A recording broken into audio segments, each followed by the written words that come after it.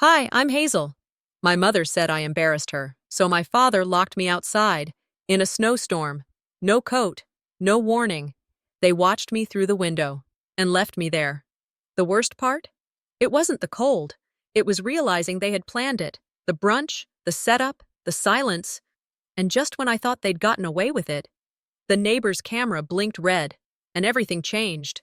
What would you do if your own family rewrote you out of your life? I pulled into the lot behind the elm house later than I meant to. I hadn't been in a rush. Some part of me knew I wasn't really invited the way others were, but I showed up anyway, like I always had, like I was supposed to. Inside, everything gleamed. Linen tablecloths, gold-rimmed plates, glasses clinking with forced laughter. A hostess approached me with a clipboard and a stiff smile. "Oh, I don't see your name on the seating chart. Let me grab an extra." She returned with a plain folding chair and a blank white napkin, dropping both next to the server station. All the other seats had monogrammed linen stitched in gold. Clarissa, my sister, caught the moment, of course. "Guess they didn't expect you to come," she called across the room, grinning. Light chuckles followed, some forced, some amused. I smiled without showing teeth, took my seat, and folded the napkin once, twice, tight in my palm. I said nothing. Brunch began the way it always did. Toasts. Name-dropping. Speeches rehearsed to sound off the cuff. Clarissa stood twice, praised for vision and strategic insight into the nonprofit's growth. People nodded like it was gospel. I listened. Forked scrambled eggs I didn't want into my mouth. My name was nowhere. In the brochure, in the program, not even in small talk. I'd designed their first office, drafted the original branding plan. But now, I was just there. I don't know what I was expecting. Maybe a nod. A seat with a name card? Something. Instead, I sipped my lukewarm coffee and watched my sister hold court. At one point, I leaned toward the woman next to me, someone from the board, and tried to make conversation. She smiled vaguely, then turned back to Clarissa. The noise got louder, laughter more casual, wine flowing freely by 11 a.m. A few men in golf polos exchanged private jokes near the mimosa bar. My father worked the room like a politician. Then someone clinked a glass and asked Mom, the radiant, poised Vivienne, to share how it all began. The founding of Harmony House. She stood, hands folded, ready to repeat a story she'd told 100 times, and I don't know what came over me. I said calmly, "Wasn't that when you borrowed from my trust fund to book the first venue?" It was quiet. Not shocked quiet. Tense quiet. The kind where silverware pauses mid-air and eyes freeze mid-blink. Vivianne's smile cracked, then returned, thinner. Clarissa piped up too brightly, "That's not how we remember it." Dad looked at me like I'd farted in church. Vivienne cleared her throat. "Some things," she said slowly, "are better left outside the brunch table." I nodded once. Didn't argue. Didn't explain. Just picked up my purse and stood. People avoided my gaze as I walked toward the restrooms. Nobody tried to stop me. Of course they didn't. I paused in the hallway mirror. My makeup was still in place. Not even a smudge, but inside, I'd started to feel the old ache again, the one where you wonder if maybe you are the problem. On my way out, I passed two women near the pastry table. One of them leaned toward the other and whispered, "There's always one in every family." I kept walking. Outside, the day was crisp, bright, almost cheerful. You'd never guess something had just cracked. Near the curb, a waiter followed me out to clear a cart. He picked up my unused napkin from the empty table. I watched him fold it without looking, like it was trash. It was stained, cranberry juice, deep red against the white. In the parking lot, just as I reached my car, my father stepped out from a knot of men and walked over. He didn't scold. He didn't shout. He leaned in through the passenger window and said, "Your mother's mortified. Don't come by the house until she calms down." That was it. No questions, no concern, no checking how I felt or why I said what I did. I nodded. Shifted into drive. The napkin was still in my hand, clenched so hard I left creases. I didn't cry. Not then. But I remember thinking, I hope it storms tonight. I hope it washes all this away. By the time I turned off the ignition, the sky had started spitting snow. Not flakes, not yet. Just those icy little specks that dance before the real storm arrives. Their house looked warm from the outside, golden light spilled from the windows. Through the front glass, I could see silhouettes moving, laughter, clinks of cutlery. They hadn't ended the gathering. If anything, it looked like they were still celebrating. I sat for a moment in the car, rehearsing lines in my head. Sorry if I overstepped yesterday. I didn't mean to cause a scene. I just thought we were past that. But none of it felt true. I hadn't come to apologize. I'd come because I thought maybe someone would have called by now. Maybe someone inside remembered I was still out here. I grabbed my coat, walked up the driveway, stepped onto the porch. The wind had picked up, cutting through my sleeves like thin knives. I raised my hand to knock, but before I could, the door opened. Dad stood there. Not angry, not surprised, just blank. Not tonight, he said. You embarrassed your mother. She's still upset. Then he stepped back. The door closed. The lock clicked. And that was that. I stood there for a minute, thinking he might come back, that maybe he didn't mean it, that maybe this was just dramatic pause. But the door stayed shut. Snow had started falling for real now. Steady, silent, soaking into the fibers of my coat. I pulled out my phone. Sent Clarissa a message. I'm outside. The typing bubble came and went. Then a reply. You always do this. We can't keep cleaning up after you. I stared at it. No follow-up. No, come inside, or wait a sec. Just that. I glanced at the doorbell cam, its red light glowing, silently capturing me in this moment. Alone. Again. I stepped back from the door and looked through the living room window. The table was set, full glasses, empty dessert plates. The seat I usually took. Empty. It hadn't been removed. Just ignored. Across the street I noticed Mrs. Darnell on her porch. She wasn't moving, just watching. I nodded, barely, but turned away before I saw whether she nodded back. This wasn't about her. I tightened the belt on my coat. It wasn't meant for standing in snow. I hadn't expected to be out long. I wasn't dressed for this. But that wasn't the coldest part. The coldest part was the quiet. That precise, intentional silence of a family who's decided you're no longer their problem. And this wasn't the first time. Birthday dinners rescheduled without telling me. Meetings I only found out about from social media posts. Passive forwards on family chain emails where I'd never seen the original thread. Now the snow was sticking to my hair, my shoulders. It looked peaceful from a distance, I'm sure, but standing in it, shivering without purpose, it felt like erasure. My phone buzzed again. A new message from Clarissa. A photo. The whole family, Mom, Dad, Clarissa, Uncle Pete, a few others, all standing around the fireplace, holding mugs, smiling. Caption. Thankful. I wasn't in it, not tagged, not mentioned, just not there. I felt my shoulders sink, not slump, not collapse, just sink. I didn't cry, not then. I walked back down the driveway, my boots crunching in the thin crust of snow. The street lamp above flickered once. The air had that clean, metallic smell that always comes before a storm settles in. I reached my car, opened the door, and looked back one more time. Through the front window, I caught a glimpse of movement. Mom, maybe, pulling the curtain shut. I climbed in, shut the door. The cold clung to me like regret. I turned off my phone. As the engine started, I said it out loud, soft, steady, just for me. That was the last time I waited outside for someone who never planned to open the door. Across the street, I caught the faint blink of red again. Mrs. Darnell's porch cam. Still recording. Morning came without asking how I'd slept. I hadn't. I lay there with my coat still damp from the night before, still folded over the chair. The smell of cold fabric clung to the air. I didn't want coffee. I didn't want food.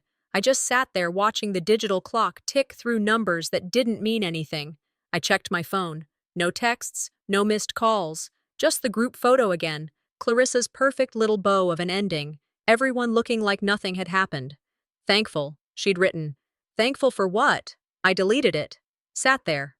Then, against my better judgment, I pulled it from the trash folder, stared at it, wondered how far back you had to go in a family before the first real betrayal showed up. I opened my laptop to work on a design proposal due that week, a banner project for a local library. I stared at the blinking cursor, but the ideas didn't come.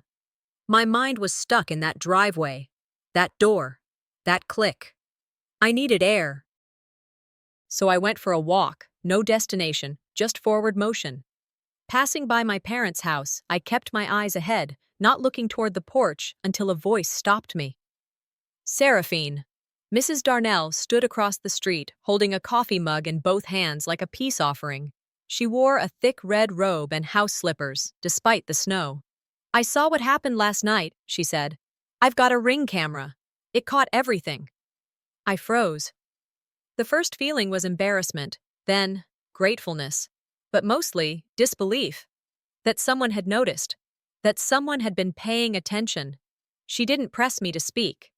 Just sipped her coffee and said, I can send you the file, but use it wisely. Truth's heavy when it finally lands. Back home, I clicked the download link she'd sent. It was titled Porch Footage Winter MP4. I played it. There I was, standing in the snow, clear as day. My father at the door, saying, not tonight. The lock clicking shut. And then, there she was, my mother, peeking through the curtains, looking right at me, then turning away. No hesitation, no signal of regret, just a decision, a choice. I watched the video 3 times. Each time, my body stiffened like it was happening again. The sound, the silence, the betrayal. A few hours later, I got the email. Subject line. Are you okay? No, hi. No, we're sorry. Just, we're concerned about your mental state. You've always been a bit sensitive. You need to rest. We're here if you need help. Help. That word hung in the air like mold. I reread it twice before closing my laptop. It was her old tactic. She'd used it on Aunt Miriam when she started asking questions about the money. She used it on Clarissa once too, before Clarissa learned to play along. They didn't fight you with fire. They froze you.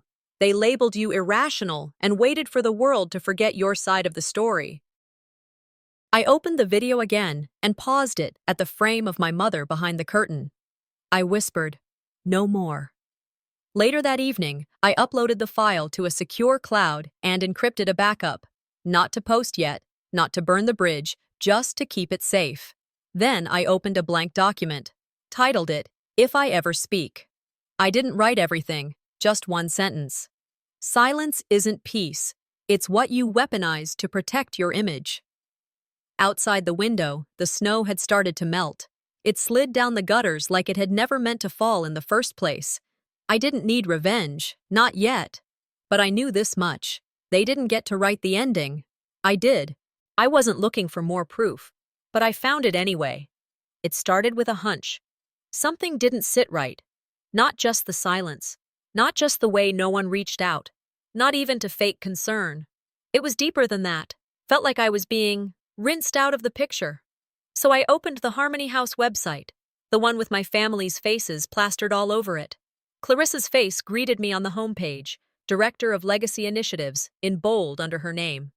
There was a whole section titled Our Founding Story, full of old photographs, quotes from Mom, and nostalgic tales about sleepless nights and the dream that started it all. I kept scrolling, past headlines, past archived newsletters, past smiling images of my sister cutting ribbons and shaking hands. Nowhere was my name. Not in the story, not in the images, not even a casual mention. I clicked on the photo gallery. Images I remembered, ones I was in, or used to be. There was the fundraiser at City Hall. I'd designed the layout, curated the theme, wrote the damn speech Vivienne delivered, and in the gallery, I was gone, cropped out, replaced with tighter shots of Clarissa or Dad. Photos that should have had all 3 of us now looked like a duo production. Clean, efficient, erased. I dug deeper. pulled up archived versions of the site using a web archive tool I remembered from college, compared side by side. 2 months ago, my name was listed under Project Design Lead. Now, the same line read, Event Vision, Clarissa Vale. They didn't forget me, they removed me. The kind of erasure that's polished, quiet, meant to look unintentional. It was the kind of theft no one sees until the person being stolen from starts pointing it out. I clicked away before I threw my laptop across the room. Later that evening, I checked the public gala page from City Hall. There it was, Community Wing Renovation, a special thanks to Clarissa Vale. I stared at it so long the letters began to blur. That was my project, my design, my money, my late nights arguing with contractors. And yet, I texted Melissa, a coordinator who worked with me on the build-out. Did you know they changed the credits? She wrote back 5 minutes later. I thought you approved that. Clarissa told us you were stepping back from public visibility. Stepping back? They hadn't even asked. They'd just rewritten the truth and expected me to nod. I sat back in my chair, the burn rising slow in my chest. It wasn't anger, not yet. It was recognition of a pattern, of history repeating itself. I remembered one Thanksgiving when I was 17. Aunt Miriam had shown up with a folder, something about financials, donation routing, misnamed checks. The next year, her photo was missing from the family wall, and no one ever said her name again. Now it was my turn. I whispered, "They're rewriting me." But I wasn't going to let them. I opened a new folder on my laptop and named it, What They Took. Inside, I dropped screenshots, website versions, the altered gala page, my own original files for the event plans. I printed hard copies and stashed them in an envelope. Then I walked to the bookshelf, pulled out the album from Clarissa's graduation. Tucked in the back was one of the monogrammed napkins from Brunch. The red cranberry stain was still there. I added it to the folder. I wasn't angry. I wasn't crying. I was documenting.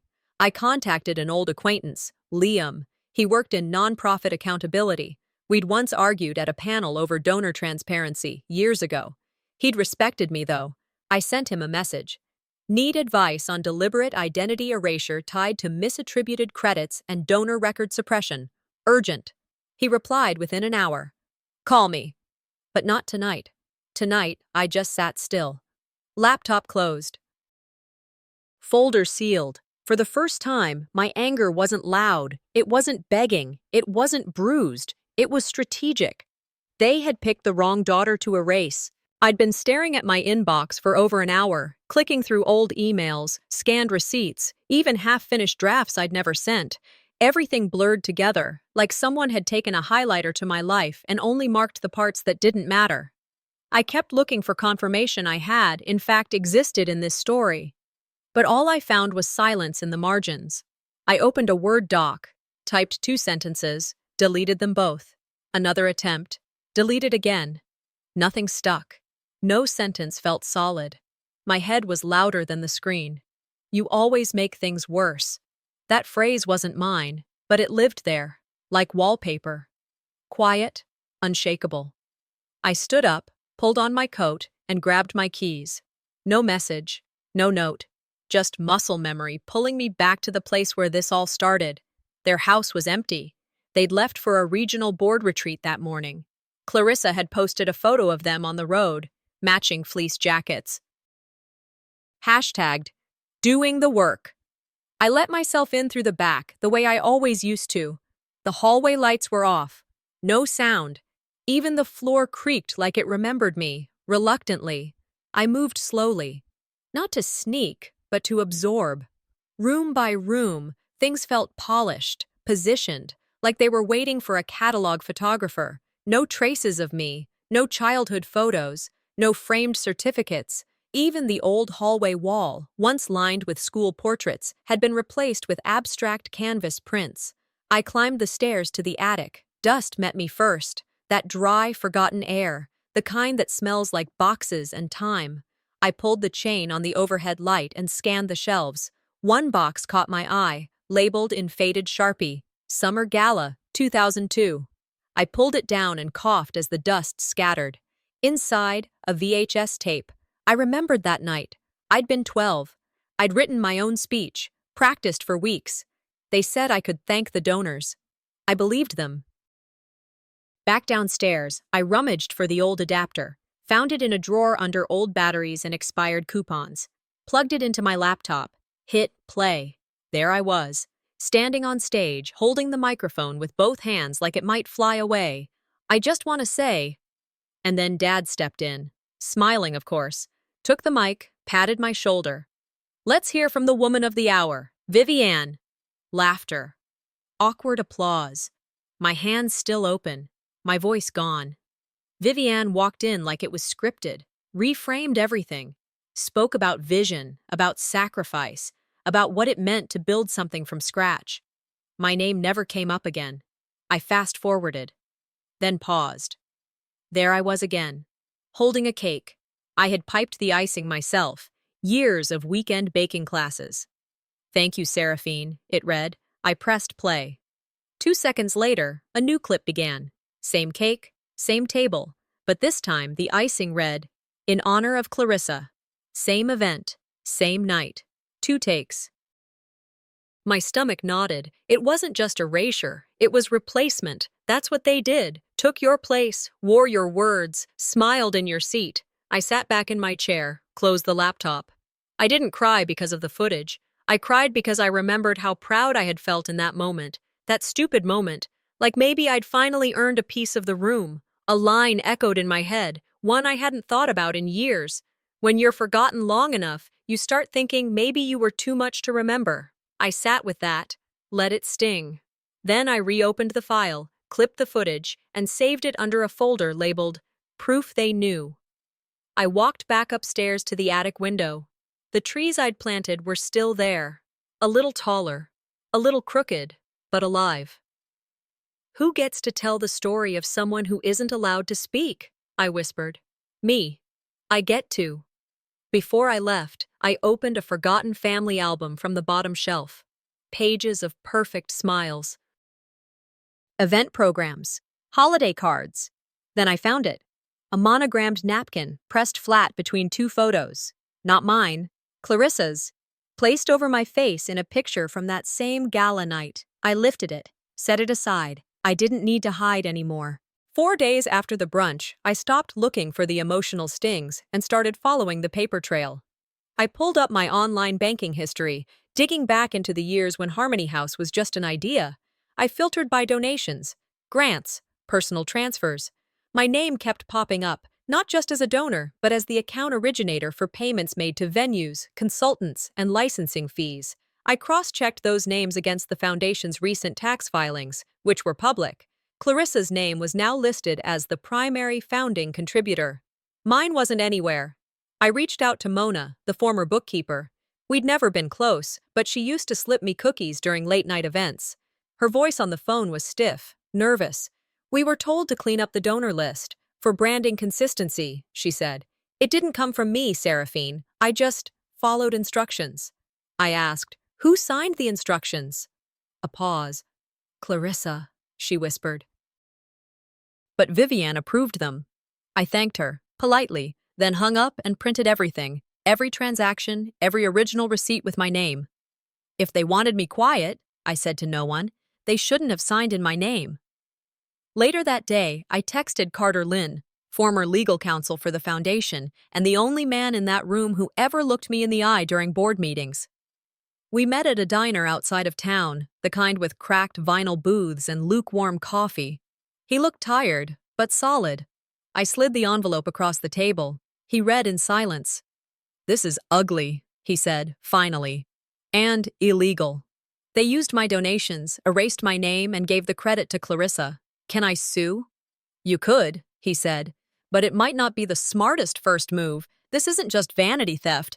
They funneled funds through your accounts and never credited you. That's liability, on your taxes. My stomach turned. So I could get hit for money I didn't even benefit from? He nodded. You need to keep documenting. Don't make it about emotion. Make it about process. Build a wall before you launch anything. Then he pulled a flash drive from his jacket pocket and slid it across the table. I shouldn't have this, he said. But I do. Internal memos, emails between Clarissa and Vivian. You didn't get it from me. I pocketed it and shook his hand. My palm didn't sweat. My fingers didn't tremble. For once, I wasn't just surviving. I was building something. I drove home slowly, watching the sky turn. That evening, a courier showed up at my door. No smile, no small talk, just a manila envelope with the Veil Foundation letterhead. I opened it. Inside was a drafted apology letter, professionally typeset, ready for press. The cover note was short. If not signed and published within 48 hours, we will pursue defamation claims against you. I read the apology. I regret my emotional outburst and false accusations against my family, which stemmed from unresolved personal issues. I was not in a sound state of mind and sincerely apologized to Vivian, Clarissa, and the board of Harmony House. My breath caught. It wasn't just insulting. It was surgical, corporate, strategic. They weren't asking for peace. They were demanding surrender. I stuck the letter on the fridge with a magnet and grabbed a Sharpie. On top, I wrote, "Their silence deserves no signature." Then I sat at my desk and opened a video journal entry. "This," I said to the camera, "is what control looks like when it smiles." The next morning, I didn't send a reply. I didn't call. Instead, I began backing everything up. Triplicates.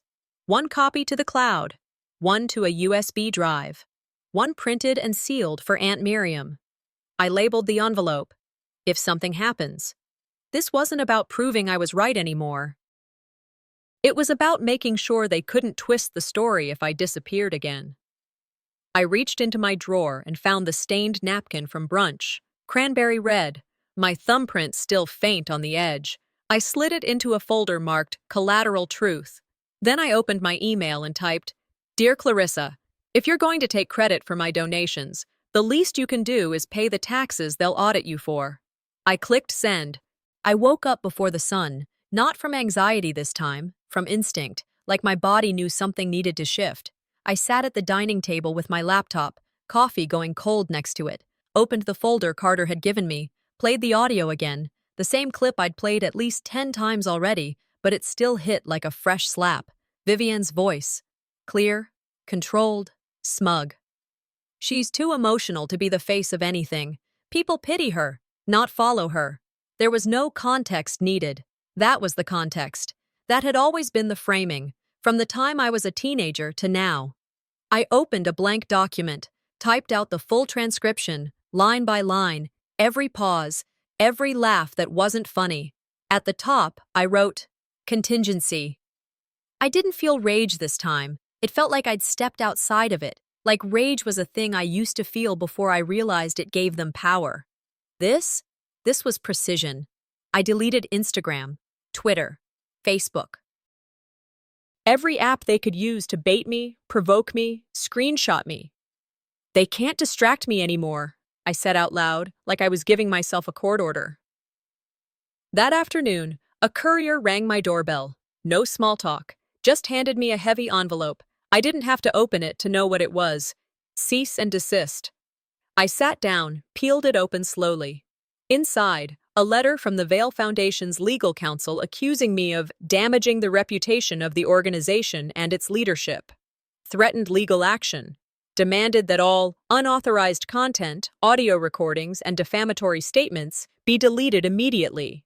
It wasn't coincidental timing. Just that morning, I'd submitted an IRS inquiry on questionable donor activity, quietly, anonymously, but I knew they'd felt it. I placed the letter next to the audio transcript.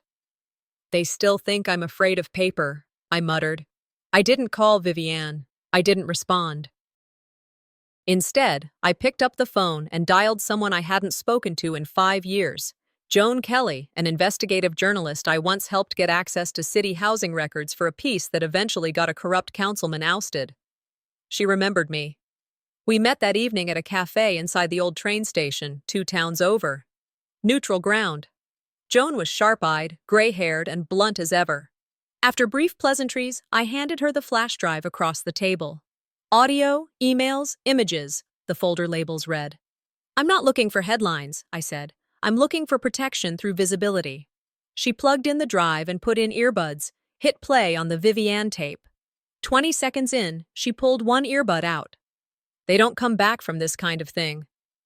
I haven't even shown you the clip where she jokes about the disabled youth program, I said, calm. We sat in silence for a while. Then Joan said, if anything happens to you, I go live, no delay. No edits. That's all I ask. We shook hands. No smiles, just understanding. It was late when I walked back home. Rain had started to fall, soft and consistent. I changed out of my coat, pulled out the cease and desist letter again. Reread it. This time, I laughed.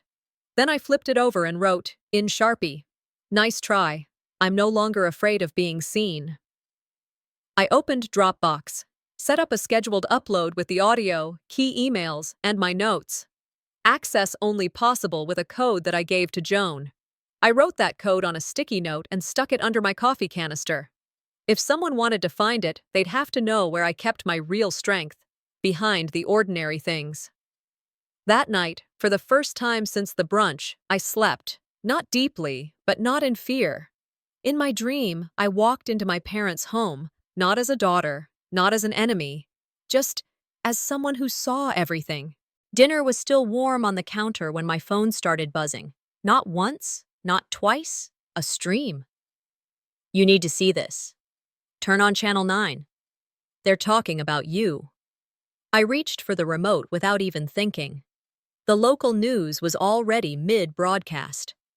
Vivian sat at the press table with that familiar poise, the same look she wore at every fundraising gala, every award photo. Clarissa was seated beside her, chin slightly tilted, playing the part she always had.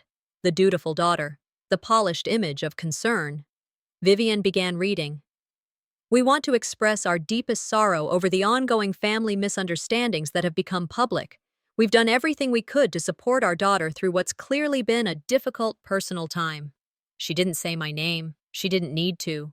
Clarissa leaned in when her turn came. We've always tried to help her, but sometimes love just isn't enough.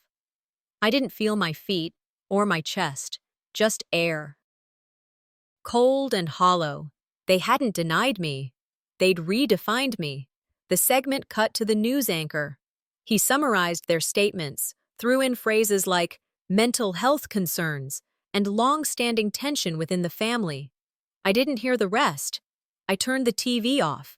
My voice wasn't shaking. It wasn't crying. It was gone. Replaced by something heavier. Resolve.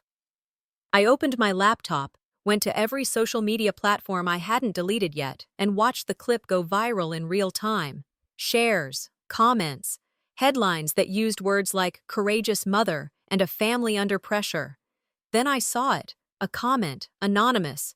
This isn't new. She's always been unstable. There's history. The phrasing was too familiar. The rhythm of the insult too well placed. Clarissa. I'd seen her write emails, type captions. I knew her cadence better than anyone. Her passive-aggressive venom always came dressed in soft language. I traced the account's activity, its likes. Comments from weeks ago that linked to her known ones. It was her. She didn't just sit next to Vivian. She'd been working behind the scenes, poisoning the well. Not just character assassination. This was deliberate.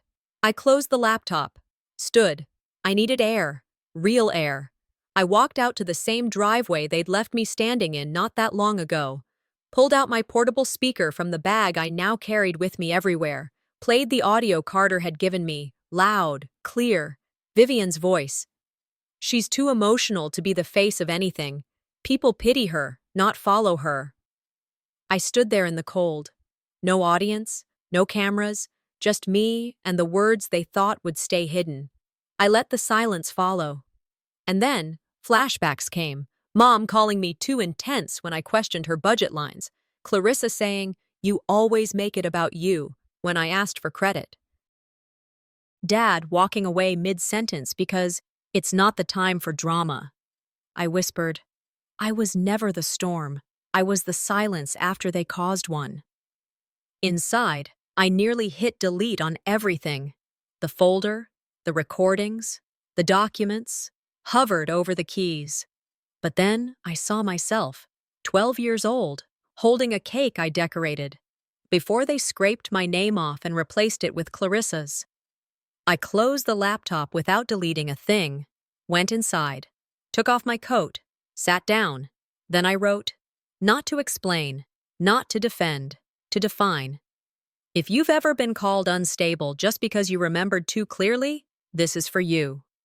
I attached the image of the brunch napkin, still stained, still folded, and captioned it, "Ask who was never meant to have a name at that table." Scheduled the post. 24 hours from now. Closed the lid. The screen went black. But I didn't. I stared at my reflection. My face. My eyes. Not broken. Not whole. But awake. This press conference didn't destroy me. It gave me clarity. The envelope was thick, embossed. A formal invitation, just like the ones they used to send donors who gave enough to be thanked in the Sunday bulletins. Inside, a card in ivory and gold. Harmony House Founders Recognition Ceremony, honoring legacy contributors. My name was listed, for the first time. Not as a footnote, a note was tucked inside, handwritten. Let's make peace. Mom's health isn't great. Clarissa. I held it for a moment longer than I should have, then slipped it into the drawer with the rest of the things I wasn't sure what to do with. This wasn't about peace, it was about optics. But I went anyway. Not for them, not for what they thought I'd want. I went because sometimes showing up is the last move you make before letting go. I wore the same coat from the brunch. I reached for the brunch napkin, not the stained one I'd folded tight like a wound, but the wrinkled one I'd kept in the inner pocket ever since. It went into my coat again. The event hall looked exactly as I remembered, curated, crisp, not a chair out of place. Clarissa was already on stage, microphone in hand, wearing a champagne-colored suit that said, "See, I'm still the one they chose." Vivienne wasn't there. Word floated through the room. Under doctor's care. Clarissa began her speech. Poised, smiling. "We are here because of the sacrifices made, the long nights, the hard decisions, and the unwavering love that built Harmony House into what it is today." She paused, glanced in my direction. "I want to thank those who helped build our vision, especially my sister Seraphine." A polite nod, applause. Some people turned. Others looked down. The host motioned for me to join her on stage. I didn't move. I shook my head. And then Aunt Miriam stood up, calmly, like she'd waited years for the right moment. She walked to the podium and took the mic. "She doesn't need your stage," she said. "She never did. She never needed to fight for credit. She just needed you to stop erasing her." A few gasps, a few coughs. One woman said, "Well, that was bold," under her breath. But I didn't flinch. After the ceremony, I walked through the back garden, the one I had helped design.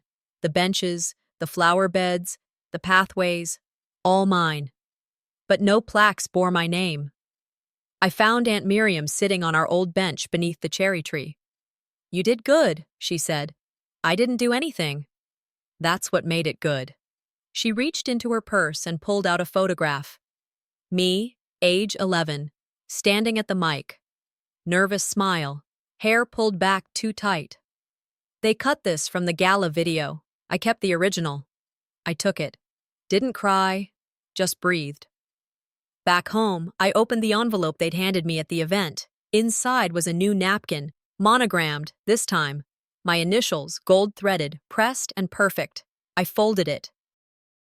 Opened the box labeled Truth, placed it next to the stained one from the brunch, closed the lid.